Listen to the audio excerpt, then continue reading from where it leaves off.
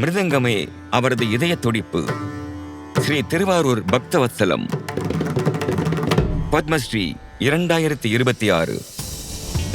18ஆம் நூற்றாண்டில் கர்நாடக இசையின் சங்கீத மும்மூர்த்திகள் பிறந்த புனித மண் திருவாரூர் ஆகும்.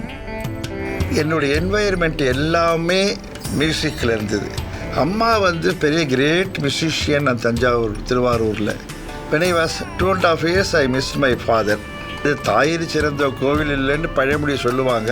ஆனால் அதுதான் உண்மை. என்னை பொறுத்த வரைக்கும் அம்மா கூட பிறந்தது 3 பிரதர்ஸ். அவங்களெல்லாம் அம்மா தான் வளர்த்தாங்க. சுமால் கச்சேரி வச்சு அம்மா மேனேஜ் பண்ணாங்க. ஒவ்வொரு நாள் காலையிலும் இளம் பக்தவத்சலம் தனது தாயார் ஆனந்தவல்லி அம்மாள் இறைவனை பிரார்த்தித்து பக்தி பாடல்கள் பாடும் இனிய குரலை கேட்டே விழித்தெழுவார். அந்த இசையில் அவரது மனம் மயங்கி போனது. அவருக்கு இசையை கற்பிக்க தொடங்கியது அவருடைய தாயார்தான். அந்த இசை அறிவே பக்தவத்சலத்தின் வாழ்நாள் இசை பயணத்திற்கான வலுவான அடித்தளமாக அமைந்தது. விரைவிலேயே அவர் தனது தாயாருடனும் மாமாவுடனும் உள்ளூர் இசை நிகழ்ச்சிகளில் பக்கவாத்தியமாக இசைக்க தொடங்கினார். எனது தாய் மாமா திருவாரூர் கிருஷ்ணமூர்த்தி. அவர் மிருதகம் கற்றுக் கொடுத்தாருன்னு சொல்றதை விட நான் ஃபோர்ஸ் பண்ணி கற்றுக்கிட்டேன். போய் மாமாவுக்கு ரொம்ப ஆசை இருக்கும். பட் மாமா பயந்தாங்க. என்னாக்கன்னா ஒன்லி இது ஸ்டாண்டர்டு இன்கம் கிடையாது, அவன் எடுத்துட்டு அவசர பின்னாடி நாங்கள் பட்ட கஷ்டம் எங்களோடய போட்டோம். அந்த காலத்தில் சென்னை நாட்டின் இசை தலைநகரமாக உருவெடுத்திருந்தது. பல புகழ்பெற்ற வித்வான்கள் அங்கு குடியேறி வந்தனர். இப்போ நான் மெட்ராஸ்க்கு வந்தபோது எனக்கு யாருமே இல்லை, எந்த தெய்வமே இல்லை.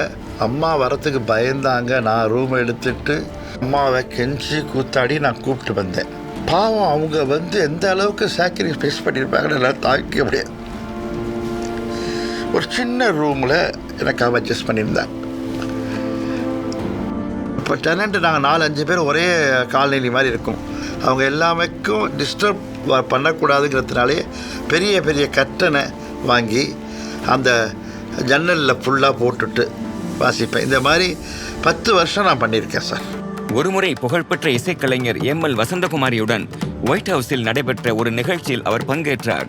அப்போது நிகழ்ச்சி ஏற்பாட்டாளர்கள் அவரது நெற்றியில் இருந்த பாரம்பரிய விபூதியை அகற்றுமாறு கேட்டுக்கொண்டனர். அது தனது அடையாளத்தின் ஒரு பகுதி என்று கூறி பக்தவத்சலம் மறுத்துவிட்டார். தனது மரபின் மீதான பெருமையுடன் அவர் மேடையேறி இசை நிகழ்ச்சியை நடத்தினார். 1992ஆம் ஆண்டு பார்சிலோனா ஒலிம்பிக்ஸில் அவர் நிகழ்த்திய இசை அரங்கேற்றம் பெரும் கவனத்தை ஈர்த்தது. அதைத் தொடர்ந்து மறைந்த மேதை மாண்டலின் சீனிவாசுடன் உலக சுற்றுப்பயணத்தில் பங்கேற்றார். நாட்டின் முன்னணி பாடகர்களுடன் இணைந்து இசையமைத்த அவர் இந்திய இசை உலகில் தனக்கென ஒரு உயர்ந்த இடத்தை பெற்றார். இசைத்துறையில் புதுமைகளை உருவாக்கியவராக இதற்கு முன் யாரும் முயற்சி செய்யாத பிரம்மாண்டமான தாளவாதிய குழு நிகழ்ச்சிகளை அவர் உருவாக்கியுள்ளார். தனது லயமுதுரா இசைப்பள்ளியின் மூலம் 1000க்கும் மேற்பட்ட சிஷ்யர்களுக்கு அவர் பயிற்சி அளித்து வழிகாட்டியுள்ளார். கற்க கசடர கற்பவை கற்றபின் நிற்க அதற்கு கற்க தகுந்தவற்றை முழுமையாக கற்ற பிறகு அந்த நெறிகளின்படி வாழ வேண்டும் என்பதே அதன் பொருள். என்னுடைய முழு மூச்சே மியூசிக் தான். அடுத்த ஜென்மமும் இருந்தாலும் இதே மிருதங்கம் தான் வாசிக்கணும். ஸ்ரீ திருவாரூர் பக்தவத்சலம். பத்மஸ்ரீ 2026.